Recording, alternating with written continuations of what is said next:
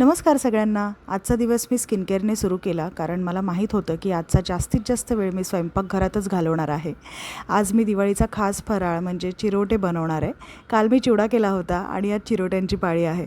ही recipe थोडी वेळखाऊ आहे आणि आज माझ्याकडे खरंच फार कमी वेळ होता। मी साधारण 1:30च्या सुमारास कामाला सुरुवात केली आणि माझी जी हेल्पर आहे लक्ष्मी ती संध्याकाळी 5 वाजता येणार होती, पण त्याच वेळी माझी सलॉनची अपॉइंटमेंट पण होती, म्हणजे अगदीच कट टू कट टायमिंग होता। एका पॉईंटला मला खरंच खूप टेन्शन आलं होतं की हे सगळं मी वेळेत पूर्ण करू शकेन की नाही, कारण माझा अजेंडा असा होता की मला लक्ष्मी येण्याआधी चिरोटे करून मला मोकळं व्हायचं होतं, म्हणजे जेणेकरून तिला तिची स्पेस मिळेल सगळं क्लिनिंग करण्यासाठी।